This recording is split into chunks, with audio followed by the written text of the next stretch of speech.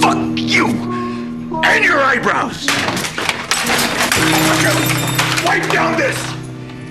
People say teaching is a respectable job, but who knows, I've been busting my ass for 30 years, only taking home $4,000 a month, barely able to feed my family. Swallowing my pride, I take a side hustle at a car wash. But the very first car I wipe down belongs to the biggest rich kid troublemaker in my class.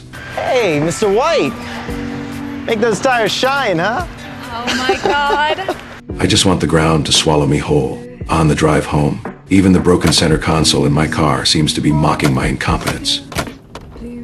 Always trying to cheap out on labor, the car wash boss constantly makes me work overtime, wiping down cars. The heavy workload finally makes me pass out cold. Waking up inside the ambulance, I don't even ask about my condition. I just tell them to drop me off at any random corner, simply because I don't have any health insurance. But I still end up at the hospital. The scans show I have terminal lung cancer. With surgery completely out of the question, I can only rely on chemo to buy some time. But where the hell am I supposed to get the money for that? The next day, that mean boss orders me to wipe down cars again. At this exact moment, I finally decide I've had enough. Fuck you! And your eyebrows! Wipe down this! With no money and my life ticking away, what do I have left to lose? But I'm only 50.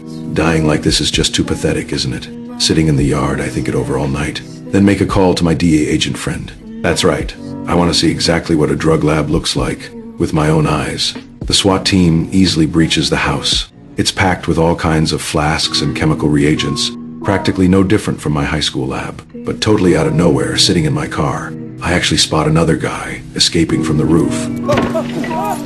That guy is none other than my own student, with a woman up there throwing clothes down to him. That's when it hits me. This student of mine is the actual drug dealer the cops are hunting. Oh my God.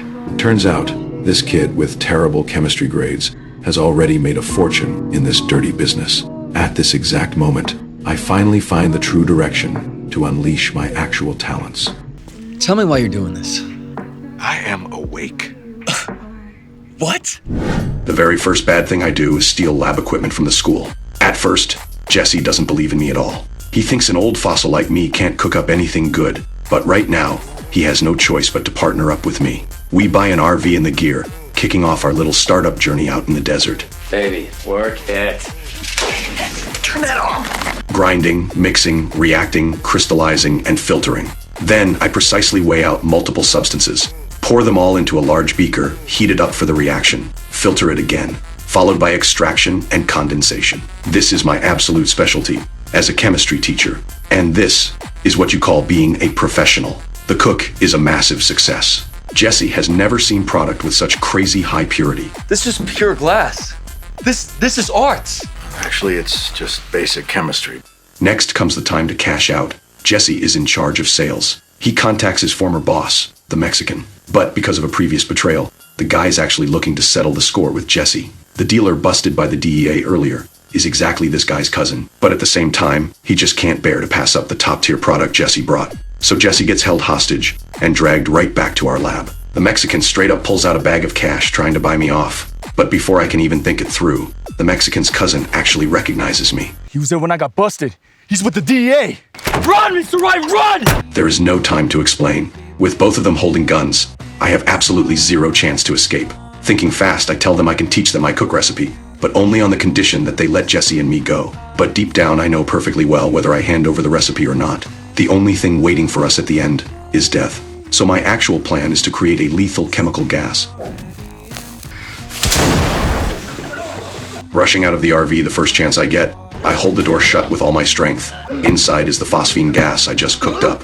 A normal person can barely last 3 minutes in there. I immediately go untie Jesse, only to realize the cigarette flicked out earlier has already ignited the dry grass. But the temperature outside is too high, making it impossible to put out the fire. I can only slap a gas mask on Jesse and frantically drive away from the scene, because the massive fire will soon draw the cops. I drive like a maniac, without even having the time to grab my clothes. A cold breeze blows through the cab, while 2 dead bodies keep sliding around in the back of the RV. But ultimately, driving in a state of sheer panic, I crash the RV straight into a ditch.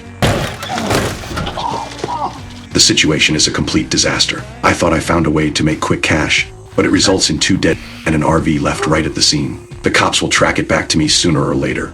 And when they do, it will definitely drag my wife and son down with me.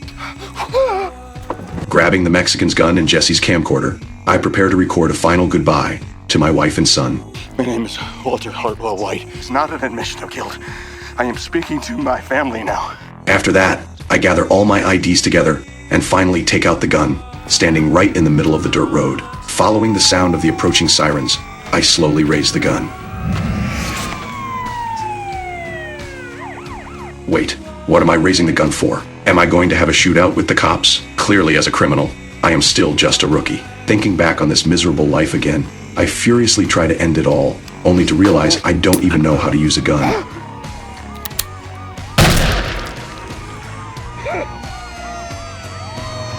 Seeing that the approaching vehicles are fire trucks instead of police cars, I instinctively tuck the gun away.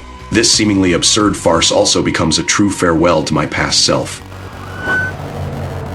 I pay a local Native American guy to tow the RV out with a tractor, but when it comes time to pay, since my pants blew away in the wind while escaping, I have to use the soaking wet cash from the drug dealer to pay him. Seeing the dripping wet bills, he looks hesitant, so I quickly grab another huge handful of cash and shove it to him. Like I said, we couldn't be more grateful. But the problem now is there are still 2 dead bodies inside the RV. Dumping them here is definitely a no-go. The cops will come knocking sooner or later. Jesse suggests sinking the RV to the bottom of a river, but he's so simple-minded, completely forgetting we are in the desert. I finally decide to just drive the RV back first. Right then, I suddenly hear a human voice coming from behind me. Turns out, one of them isn't completely dead yet. Logically, nobody can survive the highly toxic phosphine gas I cooked up. But after leaving them overnight, Jesse suddenly hears a strange noise from upstairs. Following the sound, he sees the RV door wide open. He steps inside holding a baseball bat, only to find that one of the bodies is indeed missing. Meanwhile, on my way to Jesse's house, I almost hit a guy staggering around like a zombie. Isn't this the drug dealer, who is supposed to be completely dead? I immediately pull a U-turn and chase after him, wanting to take him away. But I have absolutely no idea how to violently kidnap someone, so I use the most useless method. Hey, you. Hey, listen. No.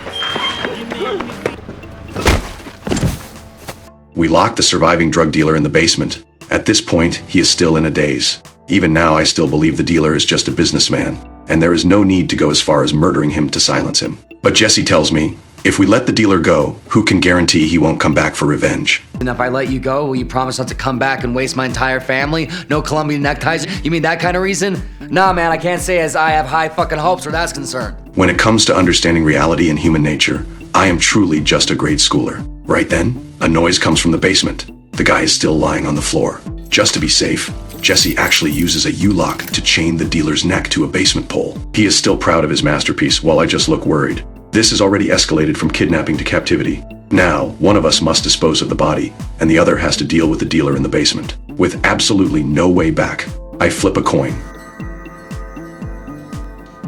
After that, Jesse is tasked with going to the store to buy polyethylene plastic bins. For a chemist like me, disposing of a body is not hard at all. Before making a move, I decide to pull out a kitchen knife to test it out. No, I just can't bring myself to stab him. I find a hammer next, but that's a no-go either. It's too violent, and blood will splatter everywhere.